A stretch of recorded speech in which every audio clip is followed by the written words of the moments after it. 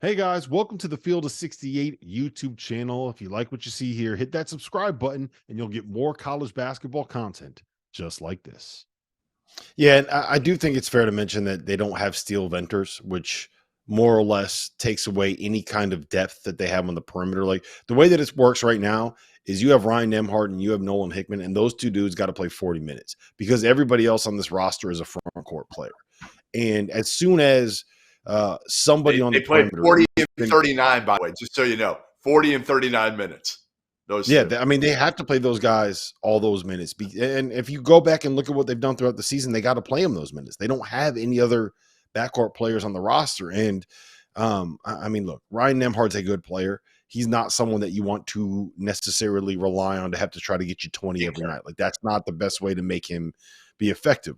Graham Ike is a good player, but he's never going to be effective going up against the likes of a Zach Edey or a Donovan Clingan because he's 6'9" and he scores with his back to the basket. And to me, the biggest thing is just like there's no lineup versatility, right? Their best lineup, the one that has Anton Watson at the 4, the only way that they can bring subs in, it's Braden Huff and Ben Gregg off the bench, and both of those dudes are 6'11", right? So you're moving your best player out of his best position, Anton Watson. You move him from the 4 to the 3, and that's a hard way to win basketball games. So I feel like Gonzaga right now is a guard short of what they need to be. Like if they still had Hunter Salas right now, and I'm not saying the Hunter Salas is like necessarily the best player on the planet, but if they had a dude that could get them 15 minutes off the bench that was capable of averaging like 7 or 8 points, I think that changes what this team can be because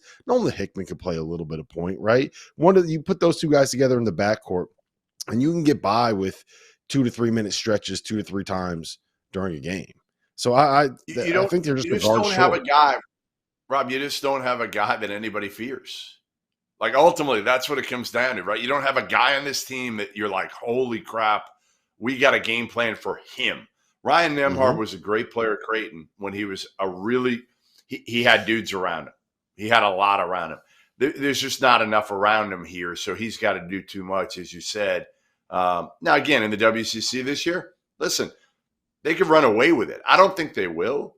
I actually think I feel better about my Gales, my St. Mary's Gales now after watching Gonzaga tonight, to be honest, because I think they could still get the automatic bid and win the WCC. I think it's that wide open.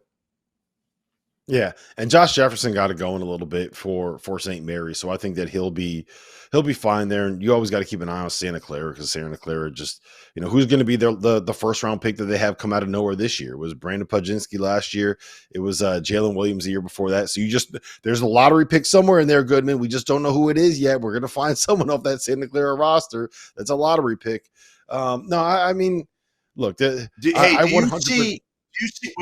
you see this as kind of the start of the end for Gonzaga and Mark Few, to where like this is the end of the era of like Gonzaga being in the mix for a Final Four every year, for an elite team every year, and going back to like, hey, they may be able to catch fire in a year, but they're not going to be there every year now? I don't know if I'm ready to say that at this point. I do think that, and you made this point last year multiple times, right? I think you made it when we were in Las Vegas for the Sweet 16 before UConn played Gonzaga there in the Elite Eight. That there's just not the level of NBA talent that we've seen before. There's no Nigel Williams-Goss, and there's no Brandon Clark, and there's no you don't have that same. You don't have a Jalen Suggs. You don't have a Chet Holmgren. You don't have that same level of dude. And if you go and look at what Arizona has right now, they're getting Caleb Love out of the portal. And that's the guy that Gonzaga used to get, right? They are getting Kylan Boswell to reclassify and enroll there. That's what Gonzaga used to get. They are getting the players. Kashad Johnson is basically Brandon Clark from 2018, right? Or 2019. What was Brandon? Whatever he was. Whenever Brandon, you guys know who I'm talking about. Whenever Brandon Clark was there, that's basically what Kashad Johnson is. So I'm not ready to say that yet because Mark Few at the end of the day is a Hall of Famer, right?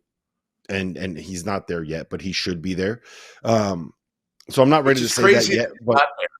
By the way, it's crazy It that is. he's not in the Hall of Fame yet. No? It is. Am I wrong? I mean, no, he should be there, and he's going to get there. That just seems like one of those ones where it's like we're just kind of waiting for the right time. They only want to add 1 year, whatever it is. No, I think you're right. Thank you for watching the Field of 68. If you've enjoyed what you've seen here, hit that like button, share this link with your friends, or check out the description for some other places that you can consume Field of 68 content.